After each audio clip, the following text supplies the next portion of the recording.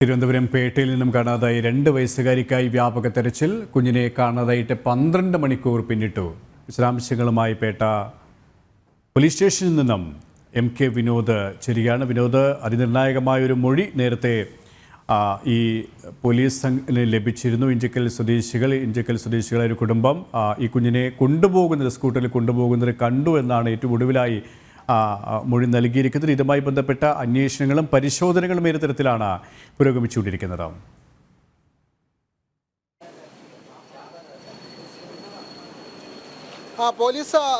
പോലീസിന് ഇപ്പോൾ കിട്ടിയ വിവരം അനുസരിച്ച് ഈഞ്ചക്കലുള്ള ഒരു കുടുംബം ആണ് പറഞ്ഞത്, ഈ ഇരുചക്ര വാഹനത്തിൽ ബൈക്കിൽ ഒരു കുഞ്ഞിനെ രാവിലെ കൊണ്ടുപോകുന്നത് ഞങ്ങൾ കണ്ടിരുന്നു എന്നുള്ളതാണ്. അപ്പോൾ ആ ഭാഗത്ത് അല്ലെങ്കിൽ ആ വീട്ടിലെ CCTV ദൃശ്യങ്ങളാണ് പോലീസ് പരിശോധിച്ച് വരുന്നത്.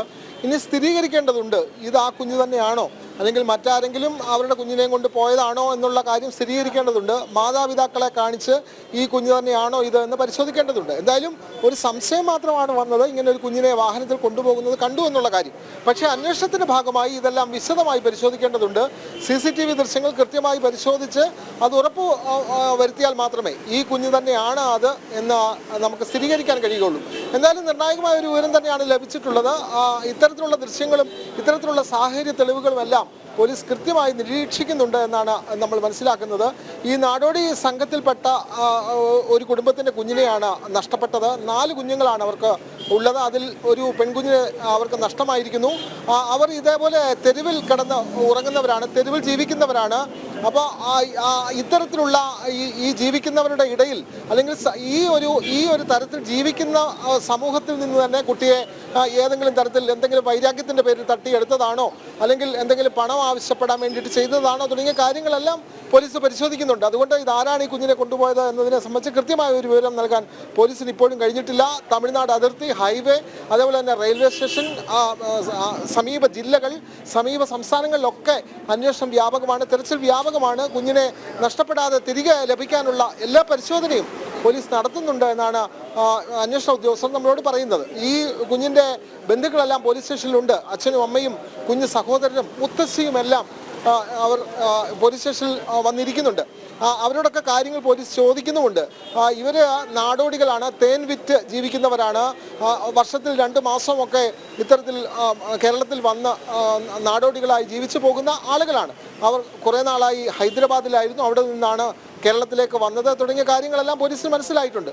അതുകൊണ്ട് ഇവരോട് ആർക്കെങ്കിലും വൈരാഗ്യം ഉണ്ടായിരുന്നോ, ഈ കുഞ്ഞിനെ തട്ടിയെടുക്കാൻ നേരത്തെ ശ്രമം നടന്നിരുന്നോ തുടങ്ങിയ കാര്യങ്ങളെല്ലാം പോലീസ് പരിശോധിക്കുകയാണ്. ഇതിനൊപ്പം ചേർത്ത് പറയേണ്ട ഒരു കാര്യം, 2 ദിവസം മുമ്പ് ഈ നാടോടി കുടുംബത്തിലെ ഈ കുഞ്ഞിൻ്റെ അമ്മ യുവതി, അവരെ ഏതോ സാമൂഹ്യ വിരുദ്ധൻ രാത്രിയിൽ വന്ന് അവരെ ഏതോ വാഹനത്തിൽ പിടിച്ചുകൊണ്ട് പോകാൻ ഒരു ശ്രമം നടന്നു. ആ സമയത്ത് ഈ കൊച്ചു കുഞ്ഞുങ്ങൾ കല്ലെറിഞ്ഞ് അവരെ പിന്തിരിപ്പിച്ചു തുടങ്ങിയ കാര്യങ്ങളെല്ലാം പുറത്തു വന്നിട്ടുണ്ട്. പോലീസ് അതെല്ലാം പരിശോധിക്കുകയാണ്. ഇനി അവർ തന്നെയാണോ അവർ തന്നെ ഈ കല്ലെറിഞ്ഞതിൻ്റെ വൈരാഗ്യത്തിന് ഈ കുഞ്ഞിനെ വല്ലതും തട്ടിക്കൊണ്ട് പോയതാണോ? സംശയങ്ങൾ നിരവധിയാണ്. അതുകൊണ്ട് ഒന്നും സ്ഥിരീകരിക്കാൻ കഴിയുന്നതല്ല എങ്കിൽ പോലും സാഹചര്യത്തിൽ ഇതിനോട് കൂട്ടി വായിക്കേണ്ട ചില സംഭവങ്ങൾ കൂടി നടന്നിട്ടുണ്ട്. അതെല്ലാം പോലീസ് പരിശോധിക്കുകയാണ്. എന്തായാലും നാടോടികൾ ആരെല്ലാം വരുന്നു, ഏതെല്ലാം അന്യസംസ്ഥാന തൊഴിലാളികൾ വരുന്നു, ആരെല്ലാം എവിടെല്ലാം തമ്പടിക്കുന്നു, ഇതൊന്നും ഒരു കണക്കുമില്ല.